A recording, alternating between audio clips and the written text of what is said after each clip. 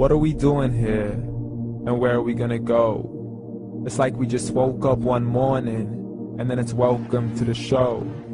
Don't ask any questions, just go with the flow. Make as much money as you can, and try your best not to get broke. Copy everything you see on the TV, from the hairstyles to the clothes, and don't think too often, just do exactly as you're told. And if you ever get confused, then just turn towards the alcohol. You'll still hear your thoughts, then just turn up the radio as you learn to live a lifestyle of drugs, sex, and rock and roll. But in all honesty, I just need to know, is there more to the cycle than growing and getting old? Living and dying just to leave behind a happy home and a whole lot of property that somebody else is going to own. I just really need to know before the casket's closed, 'cause I'm not willing to gamble with my soul, nor am I ready to take any chances. These are just simple life questions, and I'm just searching for some answers. Like, what are we doing here? And what is our purpose?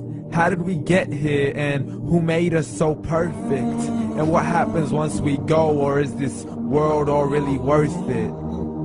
Questions we don't answer because apparently we don't really have to. There's no purpose to this life and our existence is merely natural. Then in that case, please let me ask you, did you create yourself, or was it somebody else who had fashioned you? 'Cause you're a being that's impeccable, faultless and unparalleled. You're a product of supreme intelligence, and I'm merely being rational.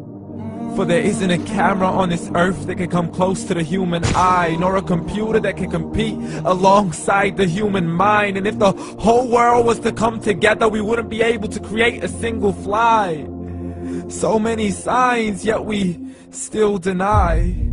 As science tries to justify that all this could come from none, when it's a simple sum. 0 plus 0 plus 0 cannot possibly ever give you 1. So from where did all this order come? For everything has its origins, a maker, a creator of its own. I mean, the only reason you're watching this video is because somebody had to press upload. So we can believe in the Big Bang, but I'd rather believe in He who caused it to explode. Allah, the creator of everything, along with every single soul. The ever-living, the master, the only one who is in control. Unlike his creation, beyond our imagination. And no, he's not a man, nor does he have any partners in association. He's on his own. And no, he did not ever leave us alone. Just like every manufacturer, he left us with an instruction manual. The Quran and Islam, and I'm sorry to jump to conclusions, but it's the only one possible. The only definition of God is the one and only supreme being. It's logical, a book with 0 contradictions, with miracles that are both scientific and historical, all revealed over 1400 years ago. Like the detailed description of the human embryo. The descriptions of the human embryo in the Quran cannot be based on scientific knowledge in the 7th century. To the mountains as pegs holding firm the earth below, and the 2 seas that don't mix in a complete separate flow. To the planets in orbit, alternating night and day as they stay in flow. The expansion of the universe and the creation of everything from H2O. To the stories of the past and the preservation of Pharaoh. To identifying the lowest point in the land where Persia defeated Rome. The gushing fluid that created man in the glands between the ribs and the backbone. And not a word has changed, it's still the same. So please explain how all this was known over 1400 years ago. To a man who couldn't read or write, as he would recite whatever the angels spoke.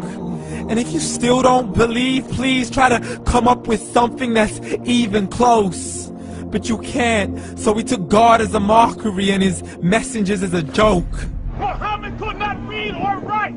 How's somebody who can't read or write gonna start a religion? Dismiss the scriptures as legends and tales of the ancient folk, as we live life according to our whims, desires, and hopes. saying this life is the only home we will ever know. We will live then die, then simply turn to bones. YOLO! Correction, after the grass dies, the rain arrives and it regrows, and Allah promises to do the same thing to your very soul and bring you back from your very fingertips to your toes, as the all-seeing supreme being watches us so close, and we are surely being tested in our wealth, our health, and our self, and everything that we've been blessed with. So believe, for we will surely be resurrected and be brought back to our Lord and account for every single deed, as He hands us our books and